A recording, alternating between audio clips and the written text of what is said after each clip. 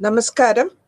ഞാൻ രാജലക്ഷ്മി പിള്ളൈ, ഇന്ദിരാഗാന്ധിയുടെ കൊച്ചിൻ സെൻറ്ററിൽ നിന്ന് BHIC 131. ഇന്ന് നമ്മൾ ഡിസ്കസ് ചെയ്യുന്നത് 2 ചാപ്റ്റേഴ്സാണ്. യൂണിറ്റ് 12 അലക്സാണ്ടേഴ്സ് ഇൻവേഷനും യൂണിറ്റ് 13. സോ നമ്മൾ അലക്സാണ്ടർ ഇന്ത്യയിൽ നടത്തിയ ആക്രമണത്തിനെ പറ്റിയാണ് ഈ ചാപ്റ്ററിൽ നമ്മൾ ഡിസ്കസ് ചെയ്യുന്നത്. ആദ്യമായിട്ട് നോർത്തിൽ, അതായത് വെസ്റ്റേൺ നമ്മുടെ ഹിമാലയൻ റേഞ്ചസിൽ ആ ഭാഗത്ത് ഉത്തരേന്ത്യയിൽ എല്ലാ രാജ്യങ്ങളും ഒരുമിച്ചായിരുന്നില്ല, ഒറ്റയ്ക്ക് കിടക്കുന്നതായിരുന്നു. അപ്പോൾ ഇവിടെ നമ്മൾ ഈ പേർഷ്യൻ ഗൾഫിൽ അല്ലെങ്കിൽ ഇറാനിലൊക്കെ കൂടെ ഇവരെ ചെറിയ സിറ്റീനെ ഈ ഗ്രീക്ക് ഭാഷയിൽ സാട്രാപ്പി എന്നാണ് പറയുക.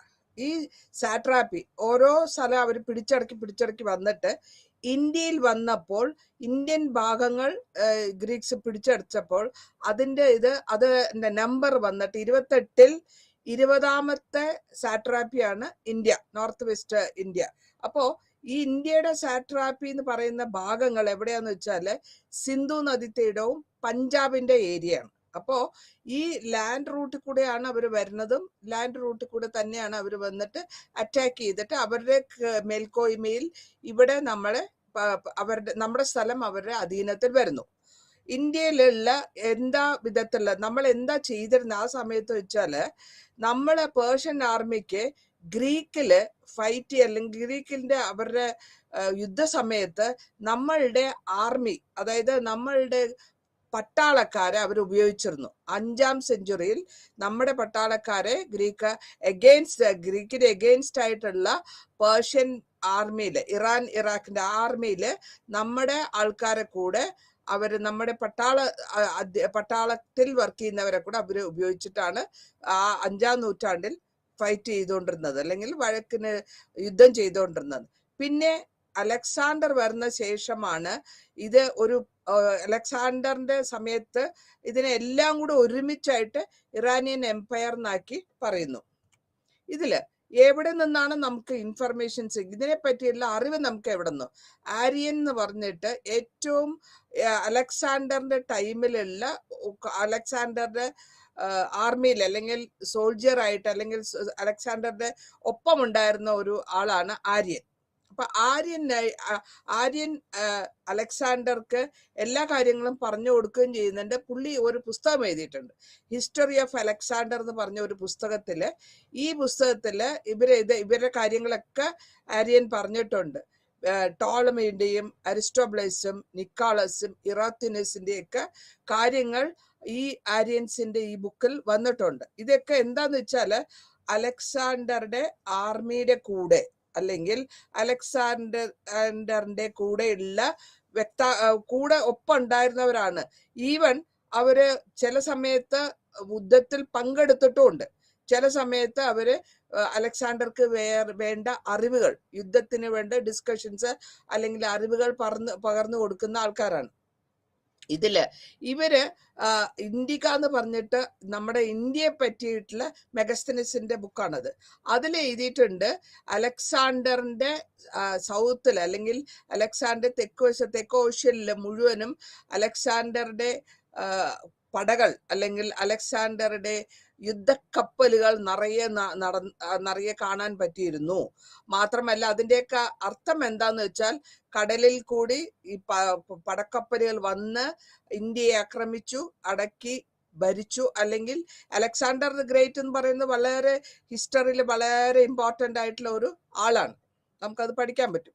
അപ്പോൾ ഇത് അലക്സാണ്ടർ ഗ്രേറ്റ് എന്നുള്ള അങ്ങേരുടെ ഒരു റഫായിട്ടുള്ള റിയൽ പിക്ചറാണ്. നിങ്ങൾക്ക് മിക്കവാറും പലരും കണ്ടിട്ടുണ്ടാവില്ല. It was very beautiful. But ഇപ്പൊ കുറച്ച് എന്താ പറയുക, ഈ അലക്സാണ്ടറുടെ ഏരിയ ആണ് നമ്മൾ ഈ പിക്ചറിൽ കാണുന്നത്. എവിടെയൊക്കെയാണ് അലക്സാണ്ടറിന്റെ എംപയർ വളരെ യങ്ങായിട്ട് 25 വയസ്സിൽ ഭരണാധികാരിയാകുന്നു. 32 വയസ്സാകുമ്പോഴത്തേക്കും മലമ്പരിയൊക്കെ പിടിച്ച് മരിച്ചു പോകുന്നു. വളരെ ഷോർട്ട് പീരീഡാണ്, വളരെ ചെറിയ കാലഘട്ടമാണെങ്കിൽ കൂടെയും അലക്സാണ്ടറിന്റെ ആധിപത്യം, അലക്സാണ്ടറുടെ കഥയിൽ അല്ലെങ്കിൽ നമ്മളുടെ ഹിസ്റ്ററിയിൽ അലക്സാണ്ടറിന് ഭയങ്കര ഒരു ഇമ്പോർട്ടൻസ് ഉണ്ട്. കാരണം ഭയങ്കര ഫിറോഷ്യസ്, എന്തൊരു പട പടനായകനാണ്, നല്ല പടനായകനാണ്.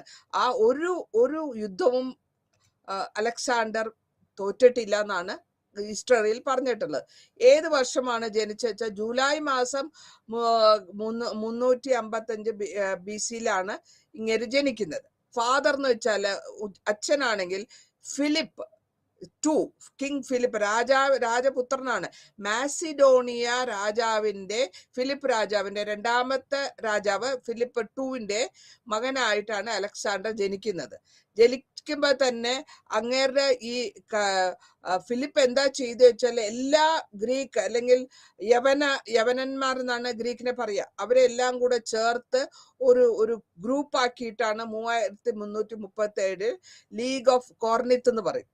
പിന്നെ പുള്ളി ആ സമയത്ത് പേർഷ്യനെ, അല്ലെങ്കിൽ നമ്മളുടെ ഇപ്പോഴത്തെ പേർഷ്യ എന്ന് പറയുന്നത് ഇപ്പോഴത്തെ മിഡിൽ ഈസ്റ്റ് എന്ന് പറയാം, അതിനെ ലിബറേറ്റ് ചെയ്യാനും ഗ്രീക്കിന്റെ സിറ്റികളോടുകൂടി ചേർത്ത് ഒരുമിച്ച് അടക്കി ചേർത്ത് വെച്ചു. എന്നിട്ട് അതിൽ അലക്സാണ്ടർ കിങ് അല്ലെങ്കിൽ രാജാവ് മാസിഡോണിയ ഫിലിപ്പ് ടു മരിച്ചു പോവാണ്. അപ്പോഴത്തേക്കും അലക്സാണ്ടർ ഇവിടെ ഇന്ത്യ വരും. എന്നിട്ട് ഡിഫീറ്റ് ചെയ്യുന്നു. ഡേറിയസ് എന്ന് പറഞ്ഞിട്ടുള്ള രാജാവിനെ, പേർഷ്യയിലുള്ള രാജാവിനെ ഡിഫീറ്റ് ചെയ്ത് അലക്സാണ്ടർ അതുകൂടെ അവരുടെ രാജ്യത്തിലേക്ക് ചേർക്കുകയാണ്.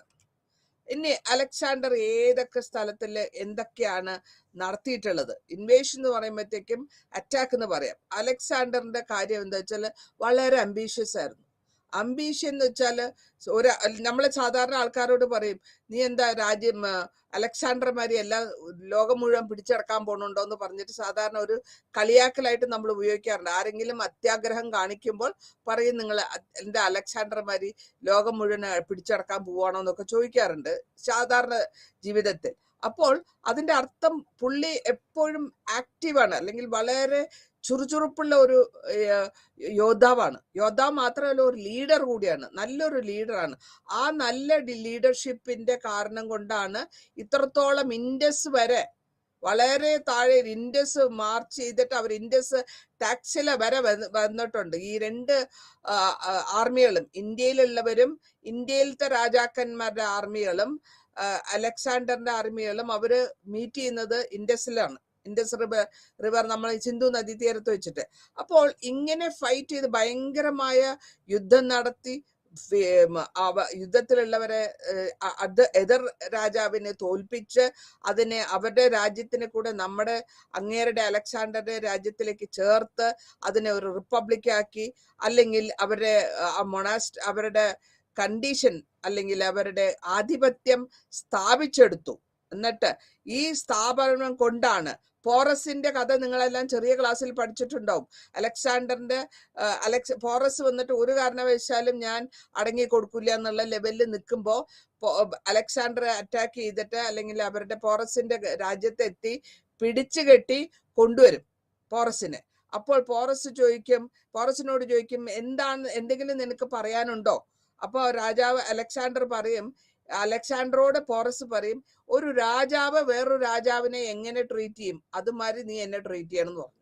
കാരണം സാധാരണക്കാരനായ ഒരു ഭടനല്ല, ഞാനൊരു രാജാവാണ്, നീ ഒരു രാജാവാണ്. അപ്പോൾ രാജാവും എങ്ങനെയായിരിക്കുമ്പോ ഇന്ററാക്ഷൻ ഉണ്ടാകുക, അതേമാതിരി നിങ്ങൾ എന്നെ ട്രീറ്റ് ചെയ്യണം. ഇതാണ് അലക്സാണ്ടർ സിറ്റിയിൽ ഇന്ത്യയിൽ പിടിച്ചടക്കിയ സിറ്റികളാണ് ഇതൊക്കെ. ഓരോരോ നോർത്തിലുള്ള ഇന്ത്യൻ ഭാഗത്തില് പഞ്ചാബിന്റെയും ഹിന്ദുക്കുഷ് ആ ഏരിയയിൽ കൂടെയാണ് അവര് വരുന്നത്. ഹിമാലയൻ മൗണ്ടൻ റേഞ്ചസിന്റെ ആ ഭാഗത്ത് കൂടെ, ഇറാൻ പ്ലാറ്റ്യൂവിന്റെ എക്സ്റ്റൻഷൻ ആണെന്ന് പറയാം. അങ്ങനെ വന്ന് ലാൻഡ് റൂട്ടിൽ കൂടെ വന്ന് അവര് നമ്മളുടെ രാജ്യത്ത് എത്തുകയും, നമ്മളുടെ രാജ്യത്തിൽ അവര് വരുമ്പോൾ ഇവിടുത്തെ കണ്ടീഷൻ എന്താ വെച്ചാൽ ഇവിടെയുള്ളവരൊന്നും അത്രയും യുണൈറ്റഡ് അല്ല.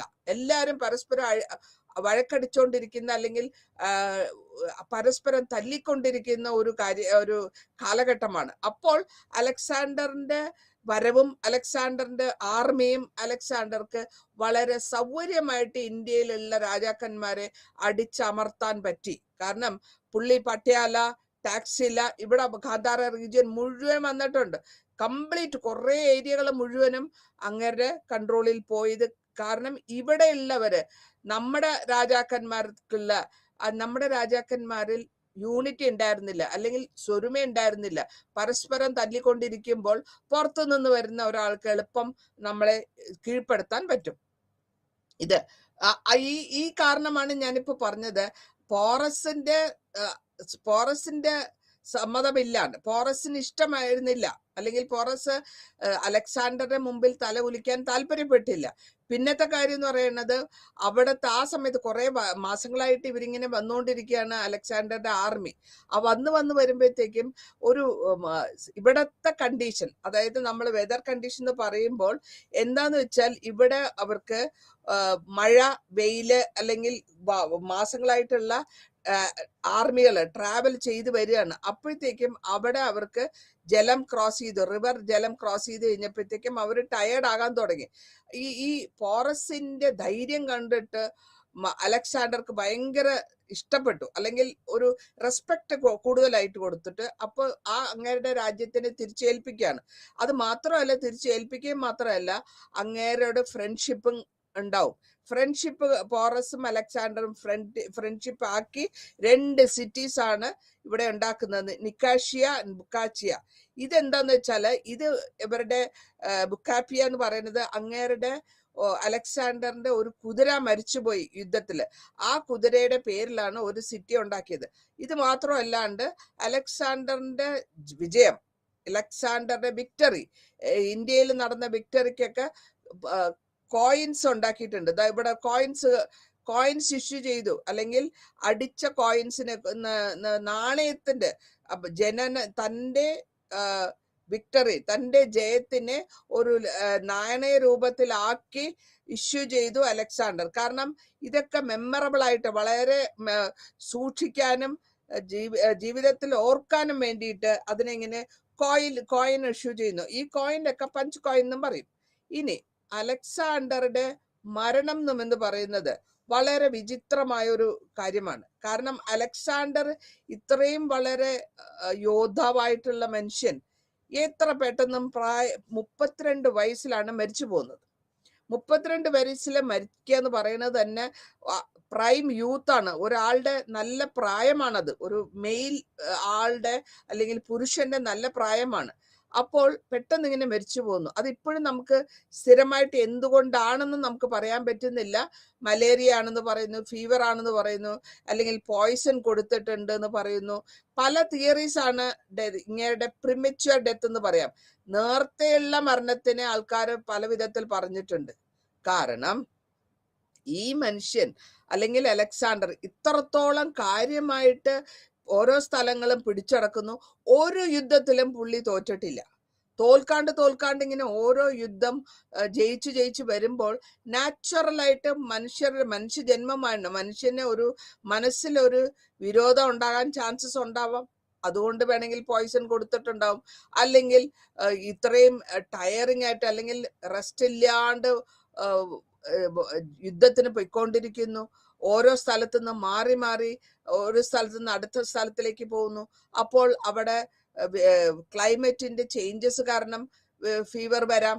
ഫീവർ കൂടുതലായിട്ട് വന്നപ്പോൾ മരിച്ചു പോയിരിക്കാം. നമുക്ക് ഇതിനെപ്പറ്റി ദൃഷ്ടമായിട്ട് പറയാൻ പറ്റുന്നില്ലെങ്കിൽ കൂടെയും ഇതൊക്കെയാണ് ജനറലായിട്ട് പറയാറുള്ളത്. അപ്പോൾ ഈ മരണസമയത്ത്, പുള്ളിയുടെ മരണസമയത്ത്, അല്ലെങ്കിൽ അലക്സാണ്ടർ മരിക്കുന്ന സമയത്ത്, അലക്സാണ്ടർ അതിനു മുമ്പ് അലക്സാണ്ടറുടെ ഗുരു ആയിരുന്നു അരിസ്റ്റോട്ടൽ.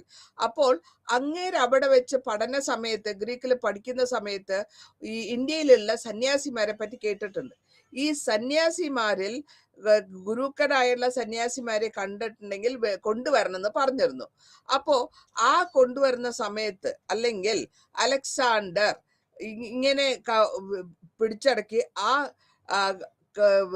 സന്യാസിമാരോട് വരാൻ പറയും, എന്നെ വന്ന് കാണുമെന്ന് പറയുമ്പോൾ പുള്ളി ഞാൻ വരാൻ താല്പര്യപ്പെടുന്നില്ല, എനിക്ക് വരുന്നില്ല എന്ന് പറയുന്നുണ്ട്. കാരണം അവരൊക്കെ ഇന്ത്യൻ ഫിലോസഫേഴ്സ് ആണ്, നമ്മുടെ നാട്ടിലുള്ള ഫിലോസഫേഴ്സ് ആണ്.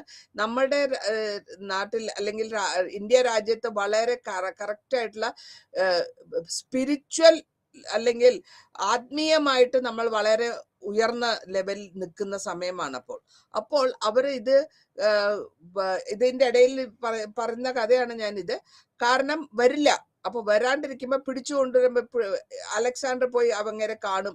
കണ്ടു കഴിഞ്ഞിട്ട് ഞാൻ നിന്നെ തല വെട്ടെന്ന് പറയും. തല വെട്ടിയാലും നീ എന്ത് വെട്ടിയാലും ശരി, എനിക്കൊരു പ്രശ്നവും ഇല്ല, നിനക്ക് വേണ്ട മാതിരി ചെയ്തോളാൻ പറയും. നിന്നെ നീ നീ നീ പിടിച്ചിറക്കിയിട്ടുള്ള ലോകം മുഴുവൻ എനിക്ക് തന്നാലും ഞാൻ നിങ്ങളുടെ കൂടെ വരാൻ തയ്യാറില്ല എന്ന് പറയുന്നു. അപ്പോൾ അവിടെ നിന്ന് അങ്ങേരും അലക്സാണ്ടർ ഒരു മോറലാണ് മനസ്സിലാക്കുന്നത്. പണമോ അല്ലെങ്കിൽ പൊസിഷനോ അല്ലെങ്കിൽ സ്ഥാനമോ ഒന്നും അല്ല വരുത്. മനുഷ്യന് വേണ്ട ശക്തി ഇന്റേണൽ ആയിട്ട് അകത്തുനിന്ന് ഒരു ശക്തി, സ്പിരിച്വൽ ആയിട്ടുള്ള ഒരു ശക്തി ഉണ്ടാവണം എന്നാണ് പറയുന്നത്. അത് പുള്ളി മനസ്സിലാക്കാണ് അങ്ങേരെ കയ്യിൽ നിന്ന്. പിന്നെ മരണസമയത്ത് കൂടെയുള്ള ആൾക്കാർ ചോദിക്കും എന്താ ചെയ്യേണ്ടതെന്ന്. അപ്പോൾ എന്താ ചെയ്യേണ്ടതെന്ന് പറയുമ്പോൾ പുള്ളി പറയണത് ഏറ്റവും ശക്തിമാൻ ആരാണോ അവരായിരിക്കണം എൻ്റെ കാലശേഷം വരിക, അല്ലെങ്കിൽ ആ ശക്തിമാനായിട്ടുള്ള മേജർ അല്ലെങ്കിൽ ജനറൽ ആയിരിക്കണം എൻ്റെ പിൻഗാമി. ഇതൊക്കെ എന്താന്ന് വെച്ച് കഴിഞ്ഞാല് ഈ കാസഡോർ എന്ന് പറഞ്ഞ അങ്ങേര് അലക്സാണ്ടറിന്റെ, അതായത് പുള്ളി മരിച്ചു കഴിയുമ്പോഴത്തേക്കും അവിടെ ഒരു വാറ് അല്ലെങ്കിൽ ഒരു യുദ്ധം.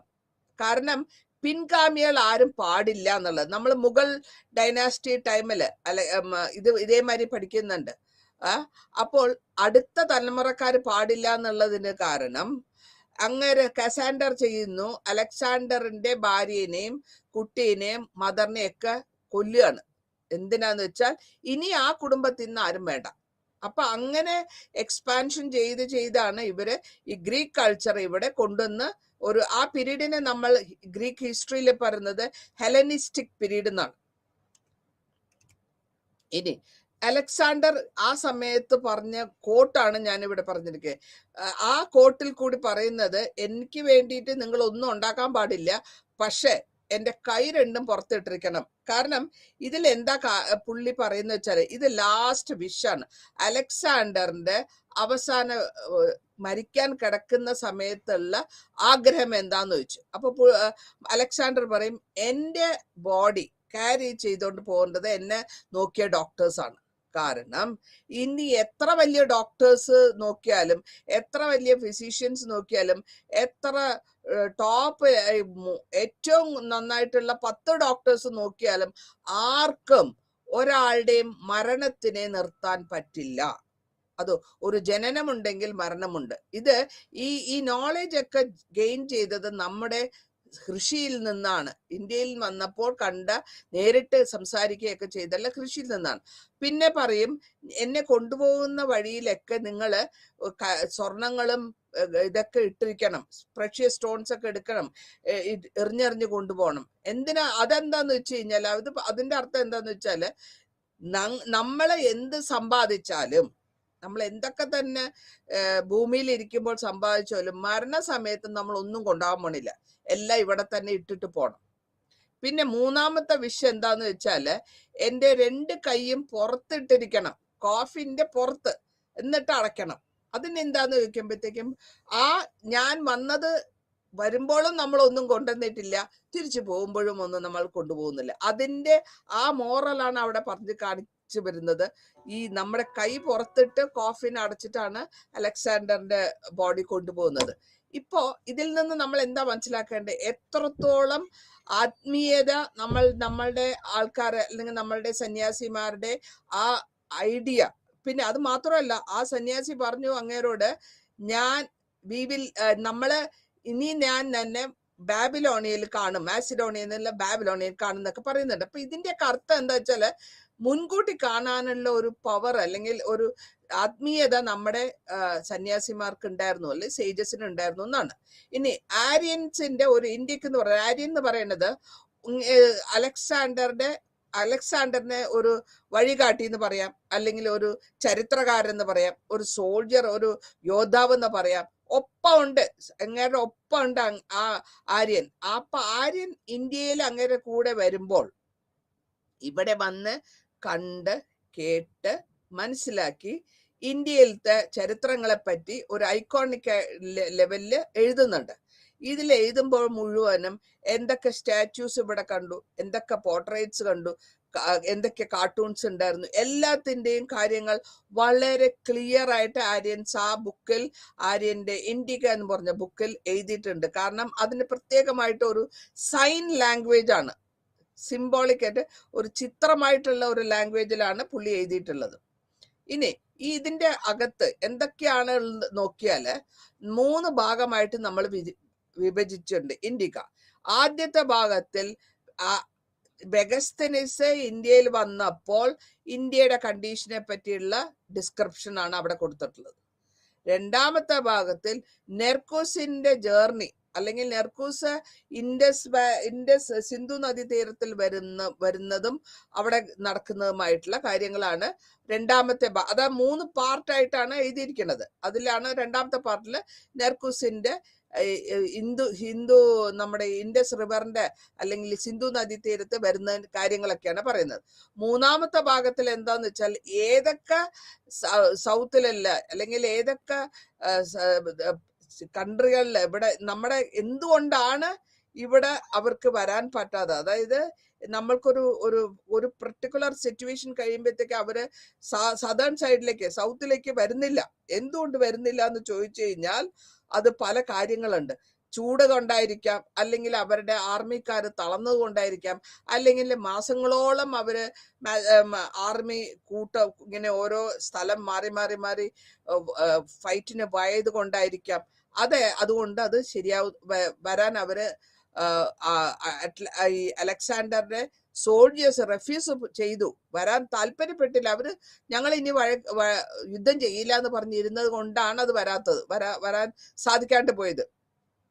പിന്നെ ആര്യൻ അതിൽ എഴുതിയിട്ടുള്ളതില് ഇത് 3 ഭാഗത്ത് കൂടെ അല്ലാണ്ട് ആര്യൻ എഴുതിയത് എന്തൊക്കെയാണ് നമ്മളുടെ നാട്ടിലുള്ള നദികളെ പറ്റിയും നമ്മളുടെ നാട്ടിലുള്ള നാടോടികളെ പറ്റിയും ഇവിടെ ഇങ്ങനെ സ്ലേവറി സിസ്റ്റം, ഗ്രീക്കിലും റോമിലൊക്കെ നമ്മൾ സ്ലേവറി സിസ്റ്റം കേട്ടിട്ടുണ്ട്. അതായത് അടിമകളെ മാർക്കറ്റിൽ കൊണ്ടുവന്ന് വിൽക്കുക. അപ്പോ പശുവിനെയും എരുമേനെയൊക്കെ മാർക്കറ്റിൽ വിൽക്കുന്ന മാതിരി ആണിനെയും പെണ്ണിനെയും മാസ്റ്റർ കൊണ്ടുവന്ന് ആ അടിമയുടെ ഉടമസ്ഥൻ കൊണ്ടുവന്ന് വിൽക്കാറുണ്ട്. വിൽക്കാൻ വരുമ്പോഴത്തേക്ക് അവരിങ്ങനെ മസിൽ പിടിച്ചു നോക്കും. നമ്മള് വെജിറ്റബിൾ കടയിൽ പോയി നോക്കുമ്പോൾ നമ്മൾ തിരഞ്ഞെടുക്കുന്ന മാതിരി ഏതെങ്കിലും ധനവാന് ഒരു സ്ലേവിനെ പർച്ചേസ് ചെയ്യാം. ആ സ്ലേവറി അല്ലെങ്കിൽ സ്ലേവ് മാർക്കറ്റ് ഉണ്ടായിരുന്നു ആദ്യകാലങ്ങളിൽ. പക്ഷെ അത് അവിടെ ഗ്രീക്കിലും റോമിലേക്ക് ഇവിടെ ഇല്ല. അങ്ങനെ ഒരു സ്ലേവ് മാർക്കറ്റ് ഇവിടെ ഇല്ല. അവിടെ നമ്മളുടെ നാട്ടിൽ സ്ലേവറി ഇല്ല. ഇതൊക്കെയായിരുന്നു അവർ പറഞ്ഞിട്ടുള്ളത്. പിന്നത്തെ ഏതൊക്കെ വിധത്തിലാണ് നമ്മൾ വേട്ടയ്ക്ക് പോകുന്നത്? എലിഫൻസ് അത് അവിടെ ഉണ്ടായിരുന്നില്ല. നമ്മുടെ ഇന്ത്യയിലാണ് നല്ല ഭംഗിയുള്ള ആനകളെ കണ്ടിട്ടുള്ളത്. പിന്നെ rings, Ans, gold ring Ans, ഇങ്ങനത്തെ സാധനങ്ങളെ പറ്റിയൊക്കെ ആര്യൻ ഈ ഇൻഡിക കണ്ടന്റിൽ വളരെ ക്ലിയർ ആയിട്ട് എഴുതിയിട്ടുണ്ട്. ഇനി അലക്സാണ്ടർക്ക് ശേഷം വന്ന ആൾക്കാർ ആരൊക്കെയാണ്? അലക്സാണ്ടറുടെ മരണശേഷം അലക്സാണ്ടറെ കൊണ്ടുവന്ന് ബെറിയൽ ചെയ്തതിന് ശേഷം അടുത്ത ആരാണ് വന്നതെന്നുള്ളത് നമുക്ക് നോക്കുമ്പോഴത്തേക്കും ഇവിടെ ആരാണോ കൂടുതലായിട്ട് പവർഫുൾ ഉള്ളത് അലക്സാണ്ടർ പറയുകയും ചെയ്തു, ഏറ്റവും ശക്തിമാനായിട്ടുള്ള ആർക്ക് വേണം എന്റെ പിൻഗാമിയായിട്ട് വരിക. അപ്പോൾ ഈ അലക്സാണ്ടറുടെ രാജ്യങ്ങൾ മുഴുവനും 3ആയിട്ട് ഭാഗിക്കുന്നു. കാരണം ഒരുപാട് സ്ഥലം പിടിച്ചടക്കി വലിയ അലക്സാണ്ടറിന്റെ ദിഗ്വിജയം എന്ന് പറയാം. ആ വിജയത്തിൽ 3 ഭാഗമായിട്ട് പിരിക്കുന്നു. 3 ഭാഗത്തില് അവരുടെ ഗ്രീക്കിന്റെ അല്ലെങ്കിൽ യവന അംബാസഡേഴ്സിനാണ് അപ്പോയിന്റ് ചെയ്യുന്നത്. ഇവരെയാണ് ഈ ഭാഗങ്ങളെയാണ് ഞാൻ നേരത്തെയും പറഞ്ഞു, ഈ ഓരോ ഭാഗത്തിനെ അവർ വിളിക്കുന്നത് സാട്രാപ്പി എന്നാണ്. നമ്മുടെ ഇന്ത്യൻ ഭാഗങ്ങൾ, ഇന്ത്യൻ ഏരിയനെ അവര് 20ാമത്തെ നമ്പറിൽ വരുന്നു. ഇങ്ങനെ ഇതിൽ കൂടാണ്ട് ഈ ഭാഗങ്ങളെ 3 ഭാഗങ്ങളായിട്ട് ആകെ മൊത്തം 3ആയിട്ട് തിരിച്ചിട്ട് 3 അപ്പോയിന്റ് 3 ഗവർണറോ അല്ലെങ്കിൽ വൈസ്രോയോ ആരെങ്കിലും ഒരാള് നമ്മളുടെ അലക്സാണ്ടറുടെ പിൻഗാമി എന്നുള്ള ലെവല് ആന്റിഗോനസും സെലൂക്കസ് നിക്കേറ്ററും ടോളമീനെയും അവര് ചാർജായിട്ട് ഏൽപ്പിക്കുകയാണ്. ഇതിനുശേഷം സെലൂക്കസ് കുറച്ചുകൂടെ പവർഫുൾ ആണ്. അങ്ങേരെ ഇരിക്കുമ്പോൾ അങ്ങേരുടെ കാലഘട്ടത്തിൽ, സെലൂക്കസിന്റെ കാലഘട്ടത്തിൽ ഈ ഇന്ത്യയിൽ യമനന്റെ ഗ്രീക്കിന്റെ അംബാസഡർ ആയിട്ട് ഇരിക്കുന്നു, അല്ലെങ്കിൽ ഗവർണർ ആയിട്ട് ഇരിക്കുന്ന സമയത്ത് എന്ത് നടന്നു എന്ന് നോക്കാം. ഇവിടെ എന്താ കാണിച്ചാല് സെലൂക്കസ് നിക്കേറ്ററിന് ചന്ദ്രഗുപ്ത മൗര്യയായിട്ട് കോണ്ടാക്ട് വരുന്നു. ചന്ദ്രഗുപ്ത മൗര്യനെ ഫേസ് ചെയ്യേണ്ടി വരുന്നു. വാറിന് ഇൻഡസ് റിവറിന്റെ അടുത്ത് അവരെ യുദ്ധത്തിൽ മീറ്റ് ചെയ്യേണ്ടി വരുന്നു. അപ്പോൾ സെലൂക്കസ് നിക്കേറ്റർ ഗ്രീക്കിന്റെ ആളാണെങ്കിൽ കൂടെയും വലിയ യോദ്ധാവാണെങ്കിൽ കൂടെയും ചന്ദ്രഗുപ്ത മൗര്യ, നമ്മളുടെ ഇന്ത്യൻ ചന്ദ്രഗുപ്ത മൗര്യ ആണ് ആ വാറിൽ അല്ലെങ്കിൽ ആ ഫൈറ്റിൽ ജയിക്കുന്നത്. അപ്പോൾ ഇങ്ങേരുടെ ചന്ദ്രഗുപ്ത മൗര്യയുടെ ആർമി അല്ലെങ്കിൽ യോദ്ധാവും അവരുടെ ടെക്നിക്സും ഒക്കെ കൊണ്ട് ഈ സെലൂക്കസിന് ഭയങ്കരമായിട്ട് അപ്രീസിയേഷനായി. സെലൂക്കസ് എന്ത് ചെയ്തു? തോറ്റു കഴിഞ്ഞപ്പോഴത്തേക്കും ഒരു സന്ധി സംഭാഷണം വന്നു. സന്ധി സംഭാഷണത്തില് ഞാൻ ഇവിടുന്ന് എനിക്ക് ഇത് പുതിയ ഒരു ആനിമലാണ് അവർക്ക്. സെലൂക്കസ് ഇന്ത്യയിൽ നിന്ന് 500 ആനകളെയാണ് അവരുടെ നാട്ടിലേക്ക് കൊണ്ടുപോയത്. അതിന് പകരം, കാരണം ഈ ആനിമല് അല്ലെങ്കിൽ ആന ആ നാട്ടിൽ ഇല്ല. അപ്പൊ നമ്മുടെ ഇന്ത്യൻ നാട്ടിൽ നിന്ന് ഈ സന്ധിയിലുള്ള പോയിന്റ് എന്താ വെച്ചാൽ ഈ ഭാഗങ്ങളിൽ ഈസ്റ്റേൺ അഫ്ഗാനിസ്ഥാൻ, മക്രാൻ, ബലൂചിസ്ഥാൻ ഒക്കെ ഞാൻ നിങ്ങൾക്ക് തരാം, ചന്ദ്രഗുപ്തയ്ക്ക് തരാം. പക്ഷെ ചന്ദ്രഗുപ്തയുടെ 500 ആനകളെ എനിക്ക് തരണം. അത് മാത്രമല്ല, ചന്ദ്രഗുപ്ത സെലൂക്കസ് നിക്കേറ്ററിന്റെ മോളെ കല്യാണം കഴിച്ചു. അപ്പൊ കല്യാണം കഴിക്കുമ്പോൾ ഒരു ഫാമിലി റിലേഷൻഷിപ്പും അവിടെ ഡെവലപ്പായി. അപ്പോൾ ഫാമിലി റിലേഷൻഷിപ്പ് ഡെവലപ്പ് ആവുക എന്ന് പറഞ്ഞാൽ ആ ബോണ്ട് കുറച്ചുകൂടെ സ്ട്രോങ് ആക്കുക എന്നാണ്. അപ്പൊ ജാമാതാവായി ചന്ദ്രഗുപ്ത മൗര്യ സെലൂക്കസിന്റെ സണ്ണിൻ ലോ ആയിട്ട് വരുമ്പോഴത്തേക്കും അവിടെ കുറച്ചുകൂടെ റിലേഷൻഷിപ്പിന് സ്ട്രോങ് ആവുന്നു. പിന്നെ അത് കഴിഞ്ഞിട്ട് സെലൂക്കസ് നിക്കേറ്റർ എന്താ ചെയ്യുക വെച്ചാല് മെഗസ്തനീസ് എന്ന് പറഞ്ഞിട്ടുള്ള ഒരു എഴുത്തുകാരനെ അല്ലെങ്കിൽ അവരുടെ എൻവോയെ അല്ലെങ്കിൽ അംബാസഡറെ ചന്ദ്രഗുപ്തയുടെ കോർട്ടിലേക്ക് അയക്കുകയാണ്. അവിടെ നടക്കുന്ന കുറെ കാലം പുള്ളി അവിടെ താമസിക്കുന്നുണ്ട്. അവിടെ ചന്ദ്രഗുപ്ത മൗര്യയുടെ കോർട്ടില് അല്ലെങ്കിൽ കൊട്ടാരത്തില് ജീവിച്ചുകൊണ്ട് അങ്ങേരെ എഴുതിയ കഥകളൊക്കെ വളരെ ഡീറ്റെയിൽഡ് ആയിട്ടുള്ള ഒരു ചരിത്രമായിട്ട് തന്നെ വേറെ ഈ മഗസിനിസ് ബുക്കിൽ എഴുതിയിട്ടുണ്ട്. ഇതിന്റെ ഈ നമ്മുടെ അലക്സാണ്ടർ ഇവിടെ വന്നതുകൊണ്ട്, ഇവിടെ വന്ന് ഇന്ത്യയെ അടിമയാക്കി അല്ലെങ്കിൽ അവരെ തോൽപ്പിച്ചു, അവരുടെ കാര്യങ്ങളൊക്കെ എടുത്തു. എന്താണ് അതിന്റെ ഇമ്പാക്ട് അല്ലെങ്കിൽ എന്താണ് അതിന്റെ പരിണാമം എന്താന്ന് വെച്ചാൽ, ഞാൻ നേരത്തെ പറഞ്ഞു അലക്സാണ്ടർ വരുന്ന സമയത്ത്, അലക്സാണ്ടറിന്റെ യുദ്ധസമയത്ത് ഇന്ത്യയിലുള്ള രാജ്യങ്ങളൊക്കെ, നോർത്ത് വെസ്റ്റിലുള്ള രാജ്യങ്ങളൊക്കെ അല്ലെങ്കിൽ ട്രൈബൽ രാജ്യങ്ങളായിരിക്കും അല്ലെങ്കിൽ ചെറിയ ചെറിയ രാജാക്കന്മാര്, ആർക്കും പരസ്പരം ഒരു യൂണിറ്റി ഉണ്ടായിരുന്നില്ല, അല്ലെങ്കിൽ അവരൊന്നും ഒരുമിച്ച് ഒറ്റക്കെട്ടായിട്ട് നിന്നില്ല. അതുകൊണ്ടാണ് പുറത്തുനിന്ന് വന്നവർക്ക് പെട്ടെന്ന് ഇവിടെ പിടിച്ചടക്കാൻ പറ്റിയത്.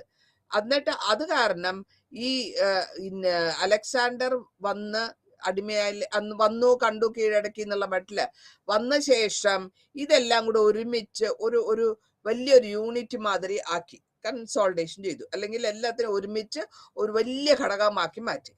പിന്നെ വരുന്നത് അടുത്ത പോയിന്റ് എന്താന്ന് വെച്ച് കഴിഞ്ഞാല് പരസ്പരം, അതായത് യമനന്മാരും ഇന്ത്യൻ രാജാക്കന്മാർ തമ്മിൽ ഒരു ഫ്രണ്ട്ലി കോണ്ടാക്ട്. അത് ഫ്രണ്ട്ലി കോണ്ടാക്ട് വന്നത് കൊണ്ടാണല്ലോ മോളെ കല്യാണം കഴിപ്പിച്ചു കൊടുക്കാൻ താല്പര്യപ്പെട്ടത്.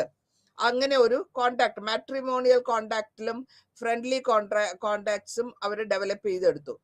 പിന്നെ കൗടല്യനും മെഗസ്തനീസും ഇവര് രണ്ടുപേരും ചന്ദ്രഗുപ്ത മൗര്യയുടെ കോർട്ടിലുണ്ട്.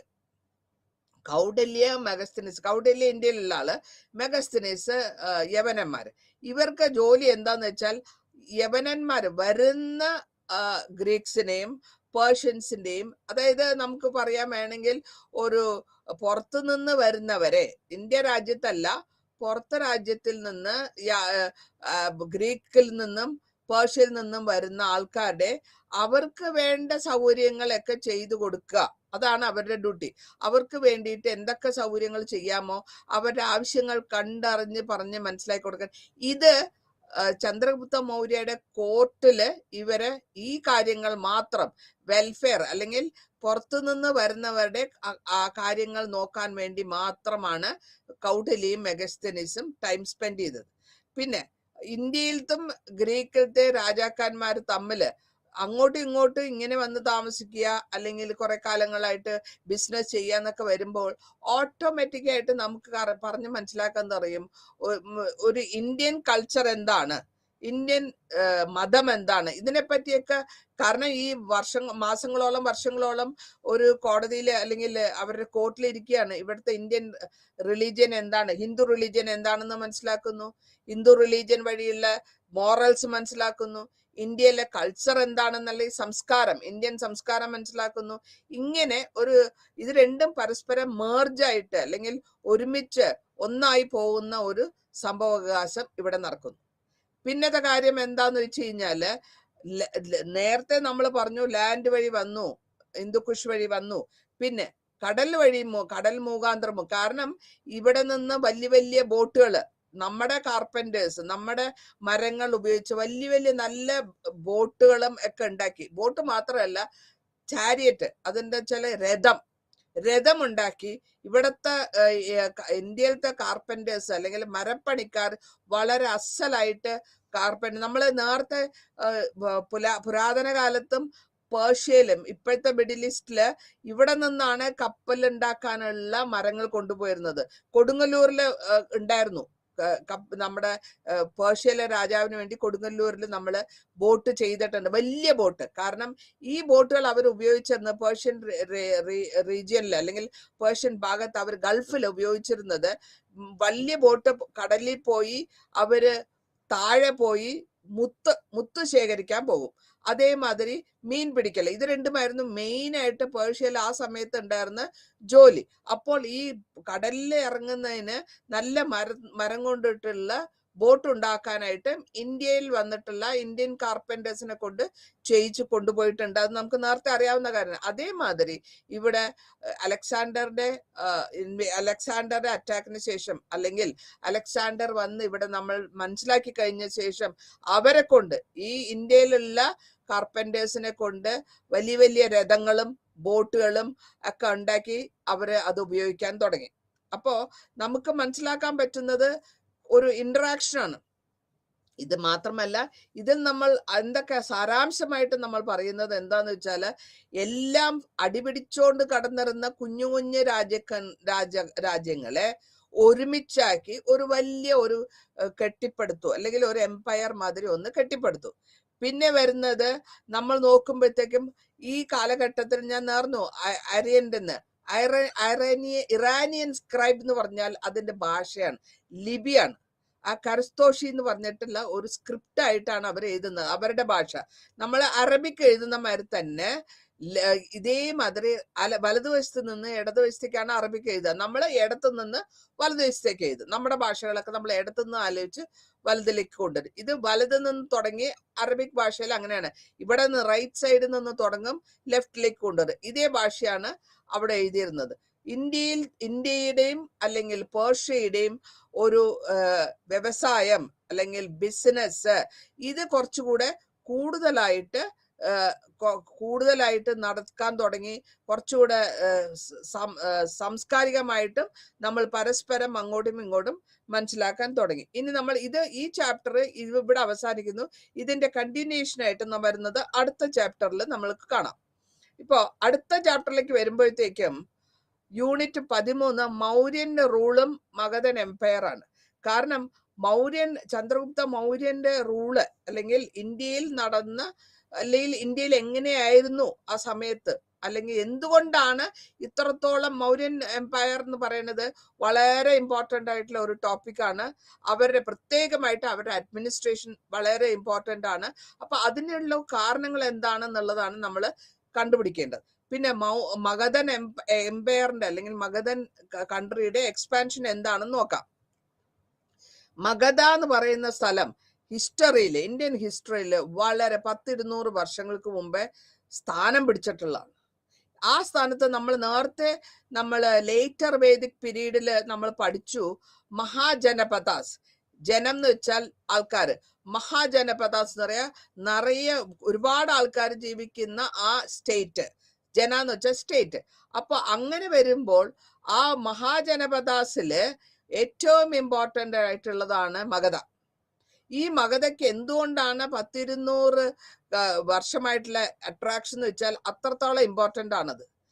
എല്ലാ ഇതിന്റെയും ഒരു ന്യൂക്ലിയസ് മാതിരി പറയാം, ഒരു സെന്റർ ആയിട്ട് മഗധൻ ഡൈനാസ്റ്റി നമ്മൾ നോക്കിക്കാണുന്നുണ്ട്.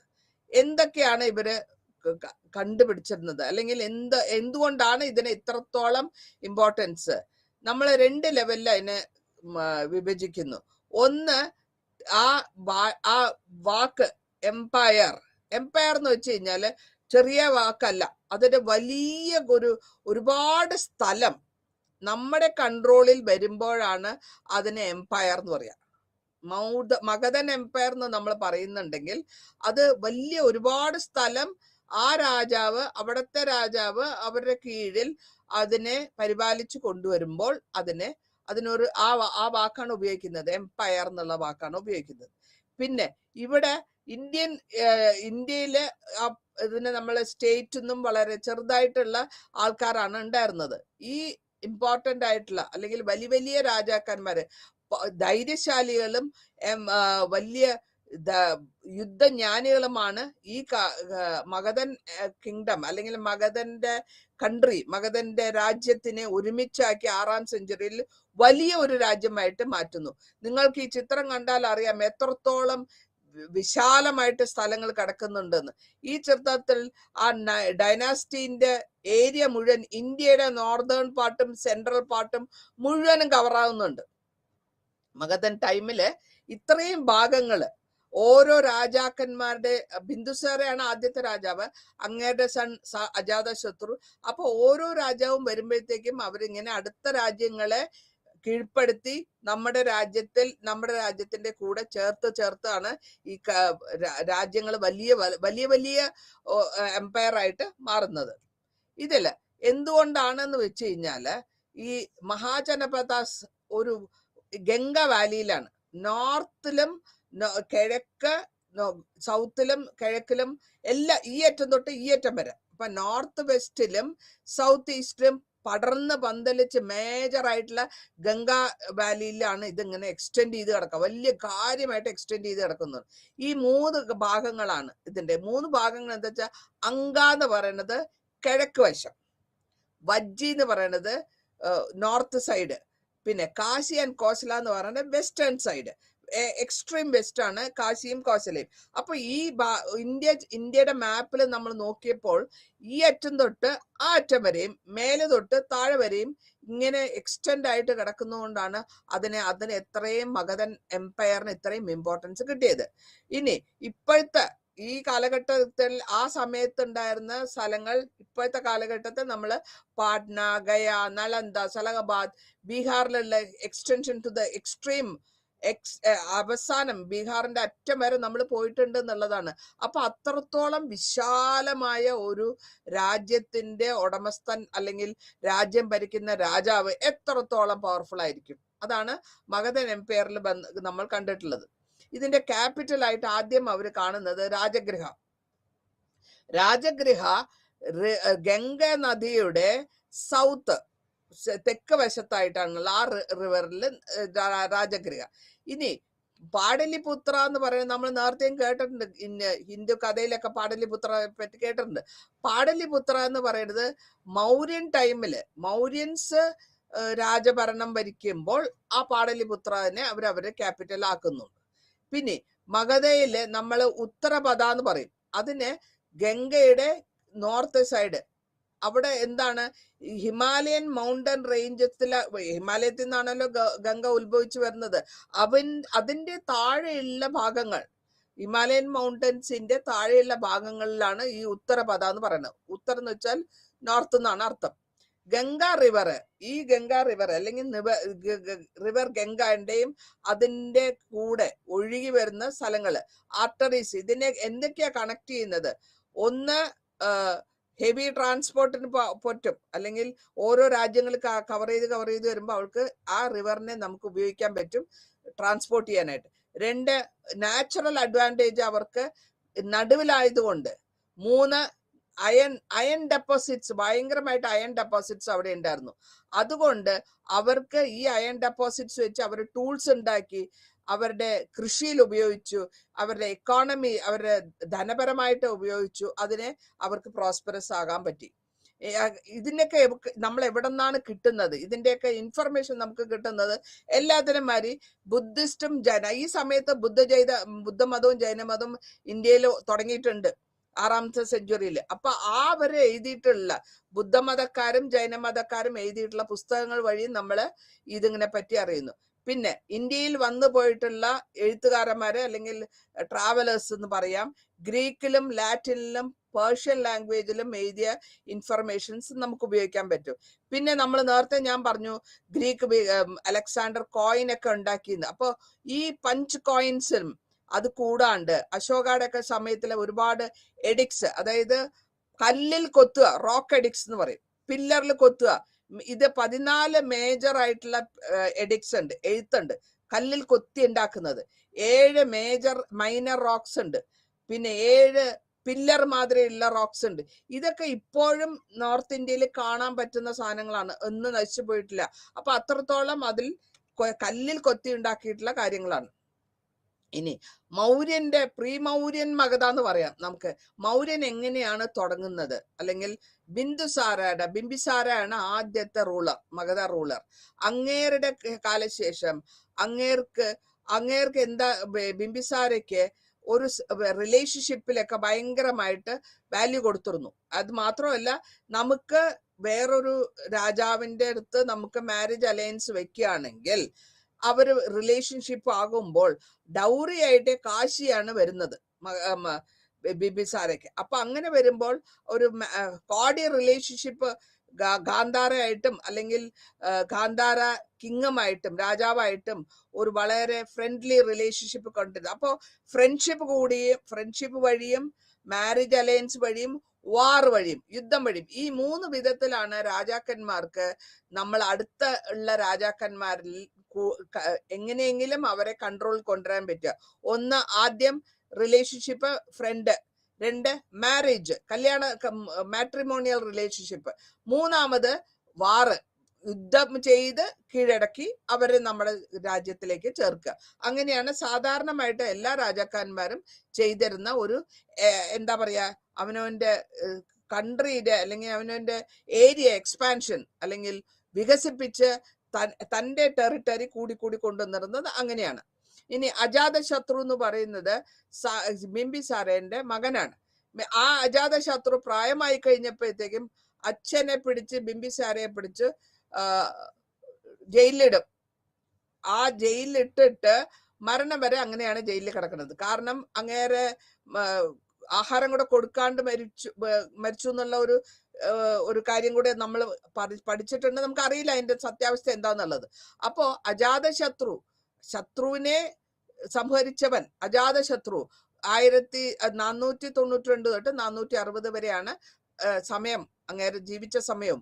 ആ സമയത്തും ഇവിടെ ഇന്റേണൽ ആയിട്ടുള്ള പ്രോബ്ലംസ് കണ്ടിന്യൂ ചെയ്തുകൊണ്ടിരുന്നു.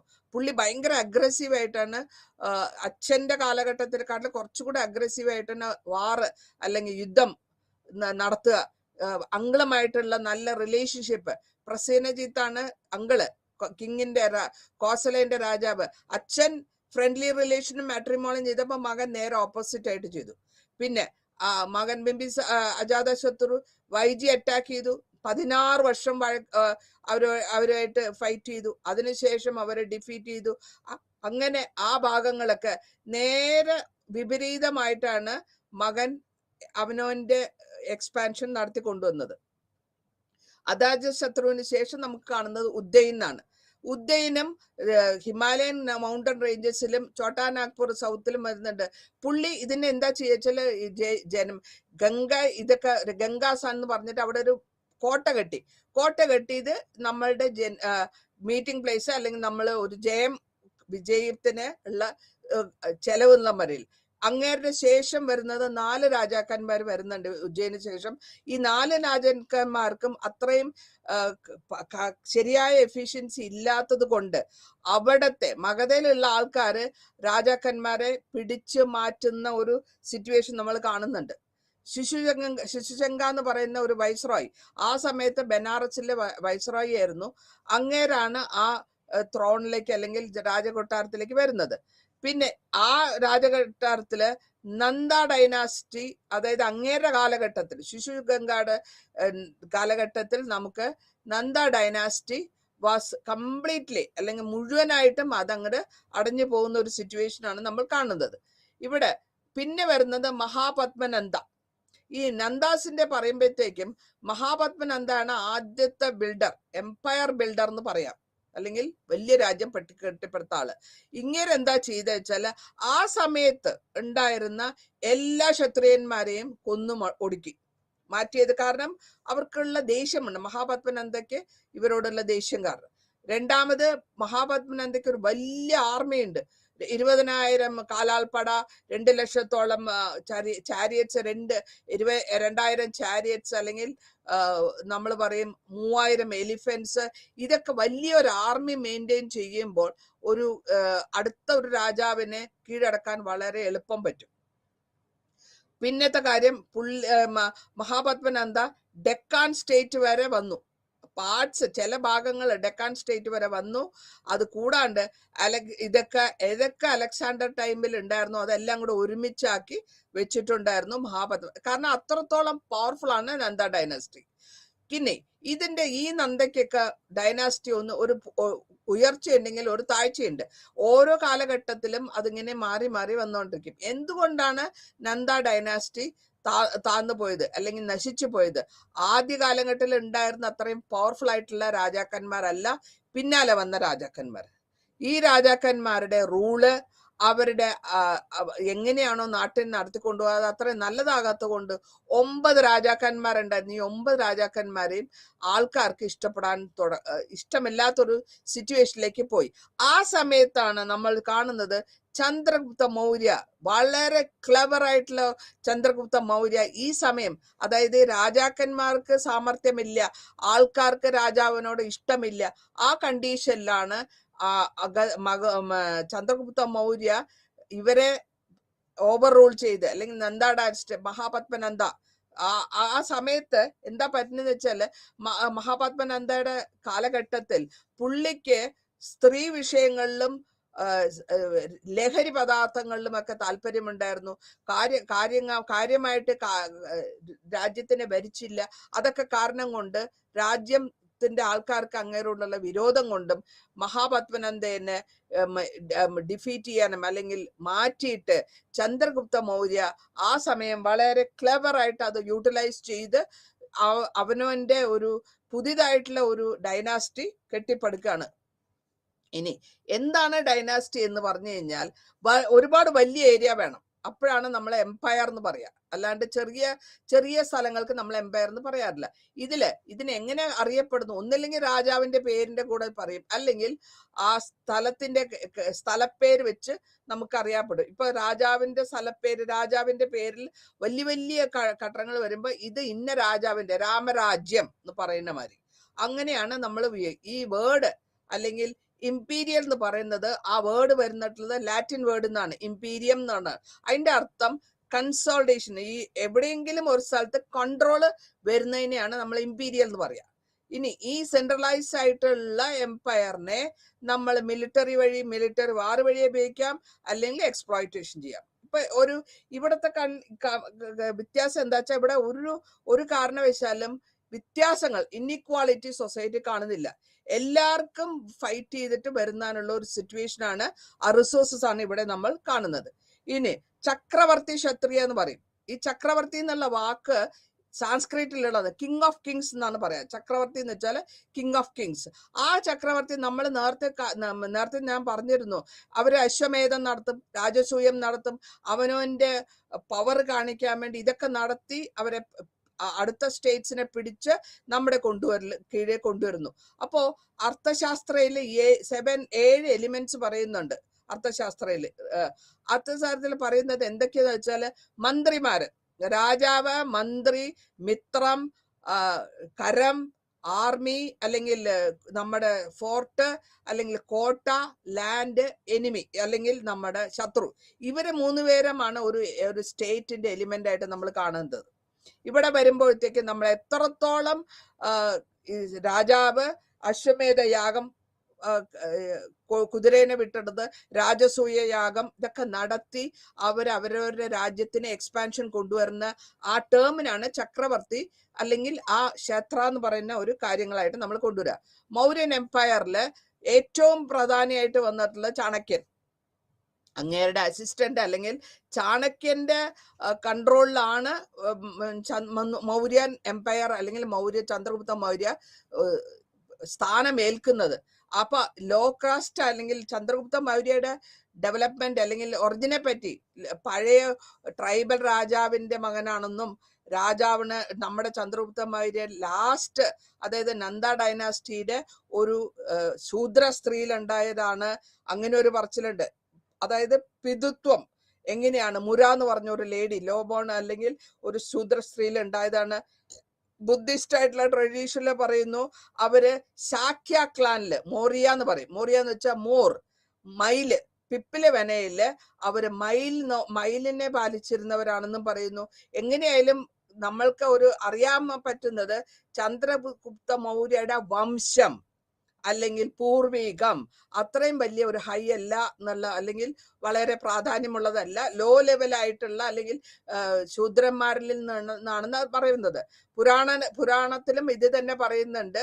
ഒരു ശൂദ്ര സ്ത്രീയിൽ ജനിച്ച പയ്യനാണ് ചന്ദ്രഗുപ്ത മൗര്യ രാജാവിന്, ലാസ്റ്റ് നന്ദ രാജാവിന്റെ ശൂദ്ര സ്ത്രീയിലുണ്ടായ കുട്ടിയാണ് മൗര്യൻ. അപ്പൊ ആ ദേഷ്യം കൊണ്ടും ആ രാജ്യം പിടിച്ചെടുക്കാനുള്ള ഒരു ജിജ്ഞാസ ഉണ്ടാവുമല്ലോ. അപ്പൊ ഇങ്ങേരുടെ അച്ചീവ്മെന്റ്സ് എന്തൊക്കെയാന്ന് വെച്ചാൽ, അല്ലെങ്കിൽ പ്രാധാന്യമായിട്ട് സെലൂക്കസ് നിക്കേറ്ററായിട്ട് ഒരു വാർ നടത്തി അത് ജയിച്ചു. നമ്മൾ നേരത്തെ പഠിച്ചു. അത് 500 എലിഫന്റ്സിനെ കൊടുത്തു, അവരുടെ ഭാഗങ്ങളൊക്കെ ഇങ്ങോട്ട് കൊടുത്തു. പിന്നെ അവരുടെ ഡോട്ടറെ ചന്ദ്രഗുപ്ത മൗര്യ മാരി ചെയ്തു. മെഗസ്തനീസിന് താമസിക്കാൻ പറഞ്ഞു ഗുപ്തയുടെ കോർട്ടില്. പിന്നെ എല്ലാ വിധത്തിലും നോർത്ത് ഇന്ത്യയിൽ മുഴുവനും ഡെക്കാൻ വരെ അതിനെ പ്രാധാന്യപ്പിച്ചുകൊണ്ടു. അങ്ങനെ ഒരു പുഷ്യമിത്ര സിംഗ സുദർശന ലേക്ക് ഉണ്ടാക്കുന്നുണ്ട് സൗരാഷ്ട്ര പോയപ്പോ. തമിഴ് ലിറ്ററേച്ചർ നോക്കുകയാണെങ്കിൽ അതിൽ പറയുന്നുണ്ട് മോർ നേരത്തെ പറഞ്ഞ മാതിരി മോരിയാറിന്റെ ഒരു കാര്യങ്ങൾ പറയുന്നുണ്ട്. അപ്പോൾ ഇങ്ങനെയൊക്കെ വരുമ്പോൾ ഇവിടെ എന്താ കാണുന്നതെന്ന് വെച്ച് കഴിഞ്ഞാല് അവരുടെ എക്സ്പാൻഷൻ, ചന്ദ്രഗുപ്ത മൗര്യയുടെ എക്സ്പാൻഷൻ എത്രത്തോളം വലുതായി വരുന്നുണ്ട്, അത്രത്തോളം പവർഫുൾ ആണ്. പിന്നെ അവസാനം ചന്ദ്രഗുപ്ത മൗര്യ എന്താ ചെയ്യുക വെച്ചാല്, ഇതൊക്കെ കഴിഞ്ഞിട്ട് ജൈൻ മതം സ്വീകരിക്കുന്നു. ജൈൻ മതം സ്വീകരിച്ച്, ഇന്നലെ ഞാൻ ജൈന മതത്തില് ഒരു ഗ്രൂപ്പുകാര് കർണാടകയ്ക്ക് ശരവണ ബെങ്കോളയ്ക്ക് ഒരു ഗ്രൂപ്പുകാര് പോയത് നമ്മൾ പറഞ്ഞിട്ടുണ്ടായിരുന്നു.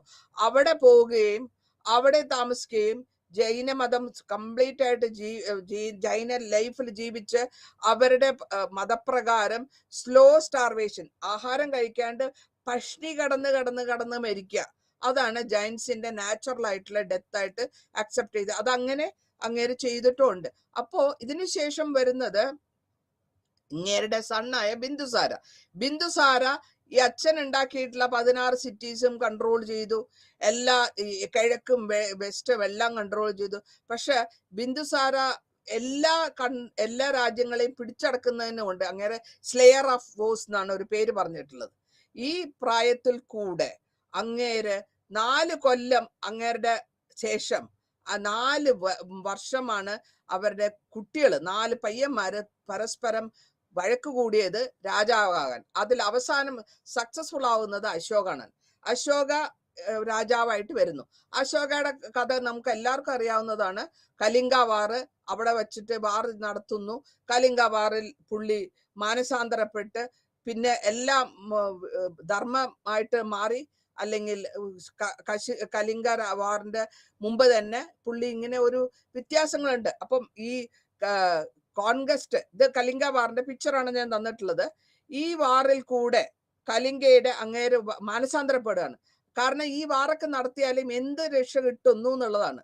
അപ്പോൾ പിന്നെ മനസ്സിലാകുന്നു ബുദ്ധമതത്തിന്റെ വിശ്വാസത്തിൽ കൂടെ എന്തൊക്കെ പറയാൻ പറ്റുമോ, ഈ നേരത്തെ പറഞ്ഞ മാതിരി എഡിക്സൽ കൂടെ എഴുതി, അല്ലെങ്കിൽ അങ്ങേരുടെ മകനെയും മകളെയും കൂടെ ധർമാത എന്ന് പറഞ്ഞ ഒരു സിറ്റുവേഷൻ കൊണ്ടുവന്ന് വളരെ ക്ലിയർ ആയിട്ട് ഇതൊക്കെ റോക്ക് മേജർ എഡിക്റ്റ് ആണ്. അശോകന്റെ എംപയർ ആണ് ഈ കാണിക്കുന്നത്. പിന്നെ വരുന്നത് ഗ്രീക്ക് രാജാക്കന്മാരുടെ പേരുകൾ എഴുതിയിട്ടുള്ള പില്ലർ റോക്ക്. പിന്നെ വരുന്നത് ഏതൊക്കെയാ സ്ഥലങ്ങളിലാണ് ഈ പില്ലേഴ്സ് പുള്ളി സ്ഥാപിച്ചിരുന്നത്. അശോക ചക്രം, കാരണം ഈ 4 ഇത് നമ്മുടെ ഇന്ത്യൻ നമ്മളുടെ ഇതിൽ ഇപ്പോഴും ഉണ്ടല്ലോ. രാജാവിന്റെ ഒരു സിംബളമായിട്ട് നമ്മൾ അശോക ചക്രം നമ്മളുടെ ഇതിലുണ്ട്. അപ്പോ അശോകനെ നമ്മൾ സാധാരണ പറയാറില്ല ബെനവലന്റ് ആണ്, ഒരു ഡെസ്പോട്ടിക് റൂളറാണ്, ബ്യൂട്ടിഫുൾ, നല്ലൊരു രാജാവ്. എത്ര നല്ല രാജാവാണെന്നുള്ളതിന്റെ സിദ്ധാന്തമാണ് ഈ വാറൊക്കെ കഴിഞ്ഞ് വഴക്കൊക്കെ നിർത്തി മതം മാറി അല്ലെങ്കിൽ രാജ്യത്തിൽ ഒരു സമാധാനപരമായി രാജ്യത്തിനെ കൊണ്ടുപോവുക. അത് ആ എക്സ്പാൻഷൻ മുഴുവൻ എങ്ങനെയാണ് നടത്തുന്നത്.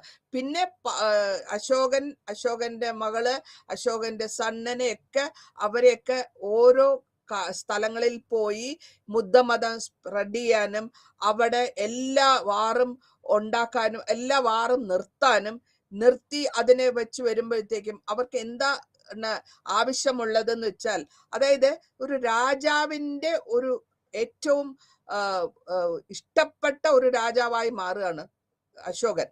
അതുകൊണ്ടാണ് നമ്മൾ അശോക ദ ഗ്രേറ്റ് എന്ന് പറയാം. എത്രത്തോളം നമ്മൾ വാറിൽ ഉണ്ടാക്കിയ കൂടെയും അശോകന്റെ ഇൻസ്ക്രിപ്ഷൻസ് എല്ലാ സ്ഥലത്തും ഉണ്ട്.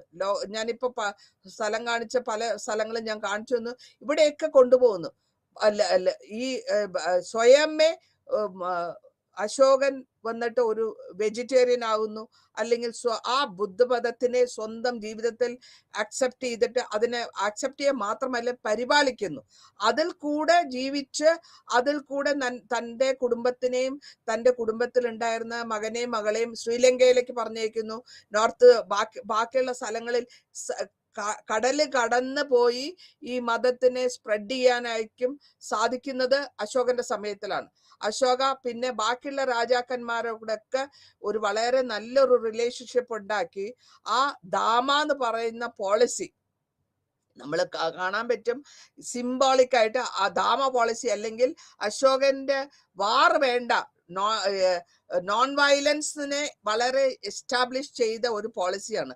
ആ പോളിസി ഇന്ത്യയിൽ ഉണ്ടായിരുന്നത് കൊണ്ടാണ് നമ്മുടെ ഇന്ത്യൻ വാർ ടൈമില്, അതായത് മഹാത്മാഗാന്ധിയുടെ സമയത്തും ഈ പോളിസിയാണ്. ഇവിടെ ഇത് നേരത്തെ പ്രാക്ടീസ് ചെയ്തതാണ്. വഴക്കില്ലാണ്ട് അല്ലെങ്കിൽ വാറില്ലാണ്ട് ആൾക്കാരോട് പറഞ്ഞ് മനസ്സിലാക്കി, അല്ലെങ്കിൽ അത് നമ്മൾ സ്നേഹപരമായിട്ട് നമ്മളുടെ കീഴിൽ കൊണ്ടുവരിക എന്നുള്ളത് വളരെ സ്ട്രോങ് ആയ സിദ്ധാന്തം. ഈ സിദ്ധാന്തം ഇതുവരെ ഒരു രാജാക്കന്മാരും ചെയ്തിട്ടില്ല. ഇന്ത്യ ചരിത്രത്തില് ഇതുവരെ ഒരു രാജാക്കന്മാരും ചെയ്യാത്ത ഒരു പോളിസിയാണ് അശോകന്റെ പോളിസി ഓഫ് ദാമ എന്ന് പറയുന്നത്. ദാമ എന്ന് വെച്ചാൽ ധർമ്മം എസ്റ്റാബ്ലിഷ് ചെയ്യുക, മാനവധർമ്മം എസ്റ്റാബ്ലിഷ് ചെയ്യുക. അങ്ങനെ മാനവധർമ്മം എസ്റ്റാബ്ലിഷ് ചെയ്തു, അല്ലെങ്കിൽ മാനവധർമ്മത്തിനെ വളരെ സ്വന്തം ജീവിതം വഴിയും സ്വന്തം രാജ്യം വഴിയും രാജ്യത്തിലെ ആൾക്കാരെ സൂക്ഷിച്ചും അവർക്ക് വേണ്ടത് നല്ലത് മാത്രം ചെയ്തു കൊടുത്തും ഒരുപാട് നല്ല കാര്യങ്ങൾ ചെയ്തു കൊടുത്തും അവരുടെ തൃപ്തി, അവരുടെ ഇഷ്ടം പിടിച്ചുപെടുത്ത ഒരു രാജാവാണ് അശോക. സോ അതുകൊണ്ടാണ് നമ്മൾ അശോകനെ വളരെ ഇമ്പോർട്ടൻ്റ് ആയിട്ട് ഇന്ത്യൻ ഹിസ്റ്ററിയിൽ പറഞ്ഞിട്ടുള്ളത്. അശോക ദ ഗ്രേറ്റ് എന്ന് ഇന്ത്യൻ ഹിസ്റ്ററിയിൽ പറയാനുള്ള കാരണം അതുകൊണ്ടാണ്. അപ്പോൾ ഇതോടുകൂടി ഈ ഭാഗത്തിന്റെ അല്ലെങ്കിൽ ഈ ഈ ലെസന്റെ അവസാന ഘട്ടത്തിലേക്കാണ് നമ്മൾ എത്തിയിരിക്കുന്നത്. ഈ പോളിസി, അശോകന്റെ പോളിസി അതിന് മുമ്പ് ആരും ചെയ്തിരുന്നില്ല. ഇന്ത്യൻ ചരിത്രത്തില് അതിന് മുമ്പ് ആരും ഒരു രാജാക്കന്മാരും നടത്തിയിരുന്നു. അവരൊക്കെ അവരുടെ പവർ എങ്ങനെയാണ്, അവരുടെ രാജ്യത്തിന് എങ്ങനെയാണ് എക്സ്പാൻഡ് ചെയ്തതെന്ന് വെച്ചാൽ, ഒന്നില്ലെങ്കിൽ 3 വിചാരം. 1 ഫ്രണ്ട്ലി റിലേഷൻഷിപ്പ്, 2 മാട്രിമോണിയൽ റിലേഷൻഷിപ്പ്, 3 വാർ അല്ലെങ്കിൽ യുദ്ധം ചെയ്യുക. അപ്പോ യുദ്ധം അല്ലെങ്കിൽ ഫാമിലി ആയിട്ടുള്ള ഒരു റിലേഷൻഷിപ്പ്, ഇത് 3 അല്ലാണ്ട് ഇങ്ങനെ ഒരു പോളിസി അവർക്ക് ആർക്കും ആ കാലത്ത് അറിയില്ലായിരുന്നു. അവരത് പ്രാക്ടീസ് ചെയ്തിട്ടുമില്ല. അപ്പൊ അതുകൊണ്ടാണ് അശോകനെ വളരെ ഇമ്പോർട്ടൻ്റ് ആയിട്ട് നമ്മൾ കാണപ്പെടുന്നത് ഇന്ത്യൻ ഹിസ്റ്ററിയിൽ. ഇതോടുകൂടി ഈ ചാപ്റ്റർ തീരുകയാണ്. നന്ദി, നമസ്കാരം.